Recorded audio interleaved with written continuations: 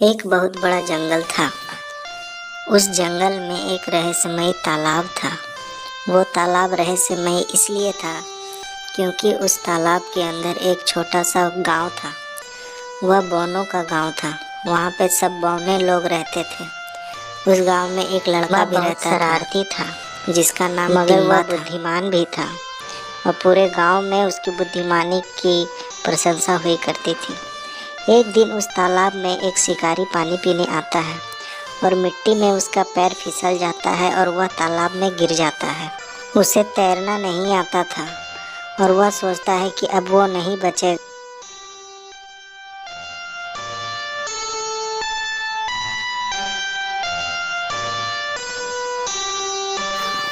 और फिर वह शिकारी बौनों के गांव में आ जाता है। वह पानी के अंदर गांव देखकर बहुत ही आश्चर्यचकित हो जाता है और इधर उधर देखने लगता है और फिर वहां से गांव की तरफ आगे बढ़ जाता है। जब वह गांव पहुंचता है तो गांव के लोग उसे देखकर भागने लगते हैं और डर जाते हैं। सोचता है कि कितना बड़ा आदमी है, इतना बड़ा आदमी, ये कोई शैतान तो नहीं। जब यह बात टिम्बा को पता चलता है तो टिम्बा डिसाइड करता है कि वो रात को देखने जाएगा और टिम्बा रात को चुपके उस आदमी को देखने के लिए चला जाता है और वो देखता है कि आदमी एक पत्थर पर बैठा हुआ है। तभी उस आदमी को भनक लग जाता है और कहता है, कौन है, मेरे सामने आओ। तब टिम्बा डरता हुआ उसके पास आता है और वो आदमी कहता है कि तुम मत डरो, मैं कोई शैतान नहीं हूँ, मैं तुम लोगों को कोई नुकसान नहीं पहुँचाऊँगा। और वो फिर अपनी सारी बातें बतलाता है कि कैसे वो यहाँ पर आया और फिर टिम्बा और वो एक अच्छे दोस्त बन जाते हैं। टिम्बा उस बड़े आदमी को अपना पूरा गांव घुमाता है और जंगल पहाड़ सभी जगह घुमाता है और उसे गांव वालों से भी मिलवाता है और यह बताता है कि वो उसे कोई नुकसान नहीं पहुंचाएगा और फिर वह खुशी खुशी उस गांव में रहने लगता है।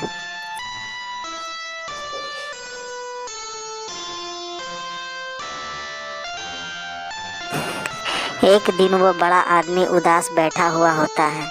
तभी टिम्बा आकर उससे पूछता है कि दोस्त, क्या हुआ।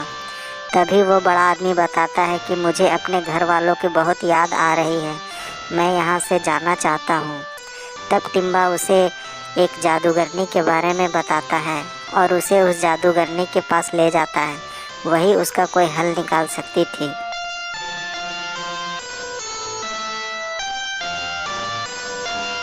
चलते चलते वो दोनों एक डरावने से दरवाजे के पास पहुंचते हैं।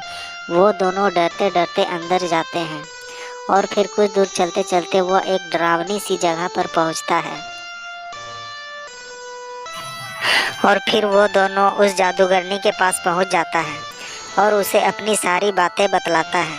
फिर जादूगरनी कहती है कि मुझे सब पता है, तुम उस तालाब में गिरकर यहाँ तक पहुँचे हो। फिर बड़ा आदमी कहता है कि कैसे भी करके मुझे अपनी दुनिया में मुझे भेज दो, इसके लिए मैं सदा आपका आभारी रहूँगा। और फिर जादूगरनी कहती है कि ठीक है, मैं तुम्हें भेज दूँगी, लेकिन इसके लिए तुम्हें बहुत समय तक इंतज़ार करना पड़ेगा। और फिर जादूगरनी उसके साथ चल देती है और उसे फिर एक तालाब के पास ले आती है और उसके हाथ में एक मछली देती है और कहती है कि जब ये मछली बड़ी हो जाएगी तो ये तुम्हारे दुनिया में यही तुम्हें लेकर जाएगी, इसके अलावा तुम्हारे पास कोई और रास्ता नहीं है।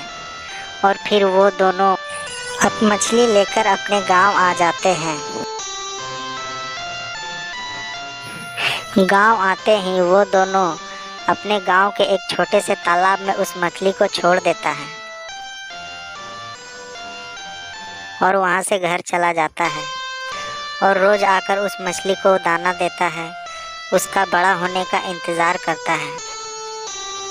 2 साल बीतने के बाद वो दोनों उस तालाब के पास पहुंचते हैं और उस मछली को आवाज़ लगाते हैं कि मुझे घर जाना है, ऐ मछली मुझे अपने घर छोड़ दो। फिर मछली पानी से बाहर आती है और उस आदमी को कहती है कि आओ मेरे पीठ पर बैठ जाओ। बड़े आदमी और फिर वो बड़ा आदमी उसके पीठ पर बैठ जाता है। वो बड़ा आदमी कहता है कि दोस्त, मैं तुम्हें हमेशा याद रखूँगा, तुम मेरे सबसे अच्छे दोस्त रहोगे। ऐसा कहके वो आदमी अपने घर की ओर चल देता है।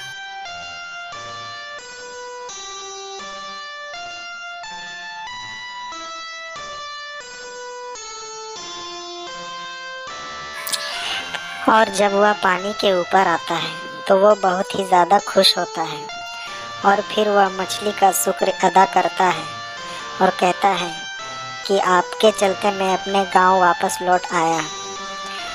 इतना कहते ही मछली वापस पानी में चली जाती है और फिर वह बड़ा आदमी खुशी खुशी अपने घर की ओर चल देता है।